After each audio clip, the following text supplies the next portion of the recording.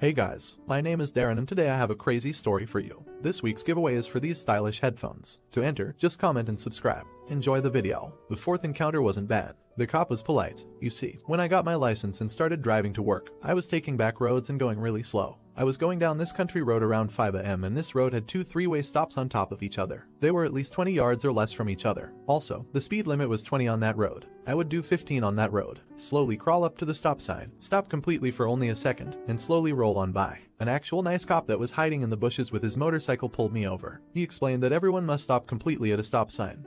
Wait 5 seconds, and then carry on. He stated that waiting less than 5 seconds, even if you completely stop, and driving on through, is considered running the stop sign. He was polite and gave me a written warning. A few months later, I was driving home from work at night. This was at 9 p.m. A police car in front of me and just an average jerk behind me. We're coming to a 4-way stop sign. Police did not slow down nor stop. Instead they sped up, probably past the speed limit, and ran through the stop sign. I stopped completely, took about 5 seconds to make sure it was safe, and drove on by. The jerk behind me was honking their horn, riding my tail, and went through the stop sign. This jerk was wiggling with evil and being impatient. A few minutes down the road and I notice a police vehicle start to speed towards me. I and the jerk behind me pulled over. I thought he was going to fly by in an emergency. He pulls behind my vehicle at high speed. His car barely kissed the rear of mine. This cop leaps out of his vehicle, runs up to mine in less than a second, pounding on my window. I pass him my license and registration, then ask what I have done. He looks at my license and says, "Is this address correct?" I informed him that I have recently moved since getting that license and the new address is in the back. He asked if I called the RMV to get this updated.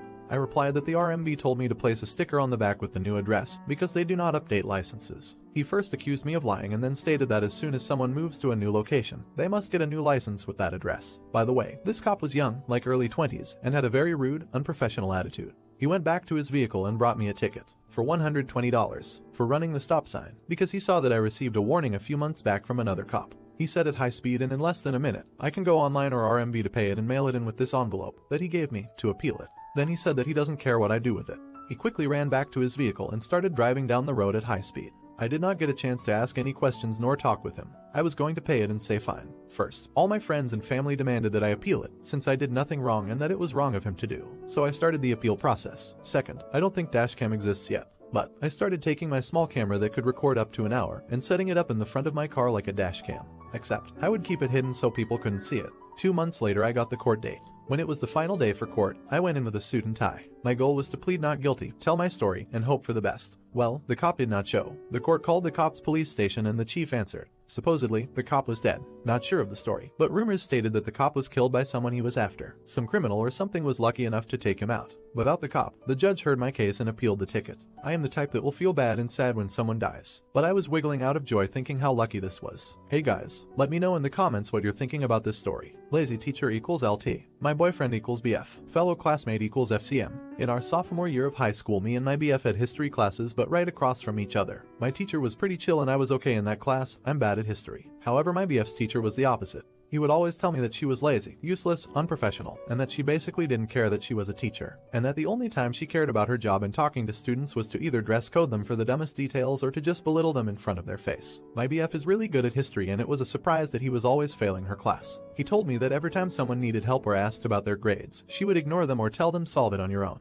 This went on for the entire year. My BF and many other students had to stay after school to attempt to get their grades up and even went to South school. Many parents and students complained and reported her to the administration, but our school is the type of school to handle it not too well. Every time someone would report her, they would basically just say go fuck yourself and handle that on your own. Naturally, many people would give up and just deal with crappy grades. Many kids would try to switch out of her class, but the school's counselors would either help or shove the students off and make them keep the class. My BF and everyone that had her class absolutely despised her and hated her with good reasons. It was even to a point that I even hated her because she would treat every student she came across like that. Well, one day my BF was stressed and mad because of a conversation he had with her. It went something like this. BF, why am I failing this class? LT, because I don't care about my job. BF, well, me and other kids need to pass this class for our credit. LT, that's not my problem. FCM, but that's not fair. This is our grades and credits on the line. LT, life's not fair, kid. FCM, why are you even a teacher if you don't care? LT, cause it pays and it's easy to not do crap. After that, the teacher walks off. My BF and FCM are just pissed and confused, and they just talk about her and try to help each other with their grades. Students have had similar conversations like this with her. Well, fast forward to the end of the year. The month before we left, a parent demanded an investigation into this teacher by the school administration, or else she would pull her kid out of that school.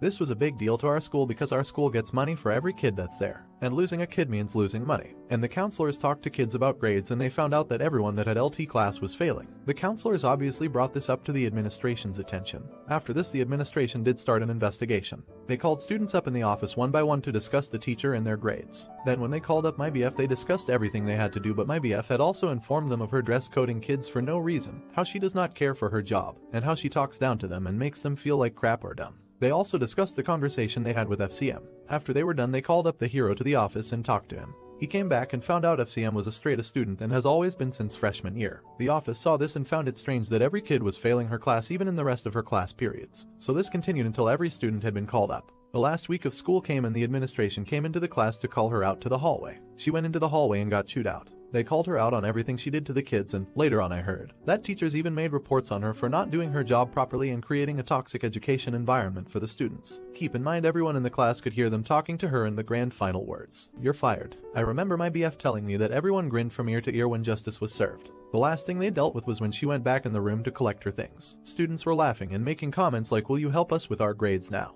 Where are you going? Did you learn your lesson?" I think she cares about her job now. What job? It was, I guess, cruel, but I say it was well deserved. Hey guys, if you're enjoying the video, don't forget to drop a like. So I was raised in a fundamental Muslim household, Salafi Islam, my entire life, and it wasn't until my early 20s that I was able to escape the clutches of that religion. My upbringing was quite restrictive. I was forced to wear hijab at the age of 8. Really, I was manipulated into asking for it, and that was held against me for over a decade. I was also forced to attend Dugsi, which is essential sun religious classes where you forced to memorize the Quran in Arabic, not my native tongue BTW, and if you faltered or made too many mistakes you would be beaten by a stick. You'd also be hit if you giggled or laughed in class, so basically I was beaten all the time, and if I told my mom, she would inevitably take the side of the teacher and beat me herself at the end of it. Because I was born a girl, a lot of my childhood was restricted. I wasn't able to wear pants or go out with friends to the movies or do anything really outside of the home. With the exception of school, my parents weren't complete monsters. I was also told that I was effectively lesser because of my gender and that my only purpose was to be a good daughter and inevitable wife. Any disobedience was strictly dealt with, first with physical beatings but eventually with harsh words and emotional abuse. Even things like riding a bike or swimming were restricted,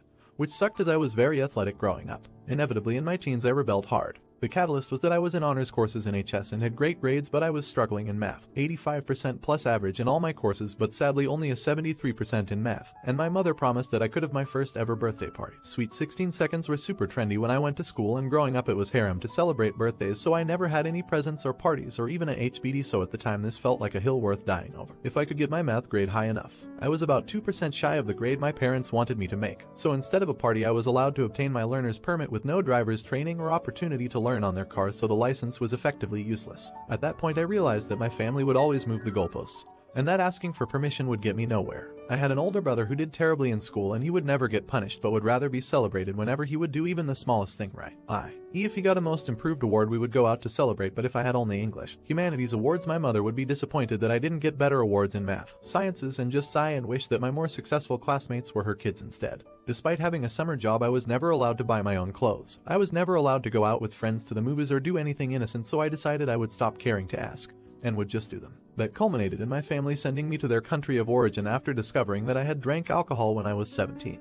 I was essentially tricked and held prisoner for several months until I was able to contact the Canadian embassy, who rescued me and brought me back home. I felt guilty for leaving them, and since I was still a teen with little to no prospects, I ended up moving back in to complete my final year of HS. They all held this over my head and made me beg for forgiveness. Unfortunately, at the time I believed I was completely in the wrong, so I did just that. Fast forward a year later, I was attending a local university, met my now husband, and moved out with him by 20. They were okay with this because he was also from a Muslim background despite not being raised in a religious household at all. I truly believe that I wouldn't have gotten married so young if I didn't have such a religious family, and whilst I am still very much in love and in a happy marriage ... it could have gone far worse, and I could have trapped myself in an abusive relationship. Would never recommend my future children to marry so young, as not everyone's story ends up as happily as mine did. By the time I hit 23, I had lived away from home for 3 years and had slowly been cutting my family out of my life. I would start visiting them without hijab or a long skirt and would take months between visits and calls despite living in the same city. By the time I was 25, I was completely out of the religion of Islam and honestly quite bitter and angry for the years I wasted worshipping a deity who hated women, the LGBTQ+ community,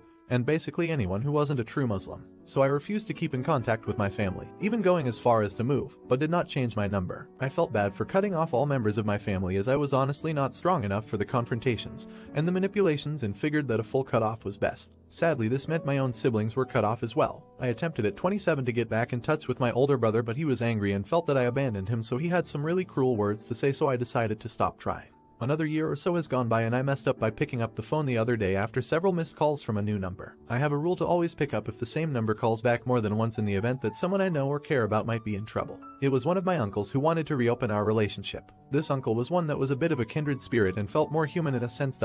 He wasn't as religious as the rest of them and understood how strict our family was. He mentioned how my parents are aging and that they are incredibly sad to not be in contact with me and that I was always the favorite. IDKY, I'm being called the favorite now because I know for a fact that my older brother was given more freedom and less responsibility growing up. But I cannot help but feel so guilty since they are getting older and there is so much economic uncertainty in Canada at the moment. I'm struggling to decide whether to continue estrangement knowing that my parents are sad and want to see me again. My uncle says that I'll be haunted by this decision later on in life if I do not reconcile with them now. But it's hard to want reconciliation with people who I know for a fact haven't changed. Islam is really a poison and it ruined our relationship. If they weren't so religious, seriously more religious than even their own parents were to them, then perhaps we could have moved on, but I'm pregnant now. Nobody knows in my life apart from my doctor, best friend and husband, and don't want them to hurt my daughter like how they hurt them. Not the idiot. Did your family have a tradition of women taking in their aging relatives? Is that why you're the favorite now? I don't know a thing here, but in my family a lot of the time the girls end up taking care of their parents even if the boy was and remained the favorite. I don't know, it could be legit and they are sad now that they are older. It just doesn't seem likely to me. Whatever you do is the right choice for you. Just protect yourself from advice from one person pleasers to another. Not the idiot. Your parents need someone to care for them, possibly physically and financially. So now they come back and try to lure you back in. Be very wary of this. I would suggest you gray rock for a bit. I bet they'll come out with it soon enough. Hey guys, thanks for watching, and if you enjoyed, don't forget to like and subscribe.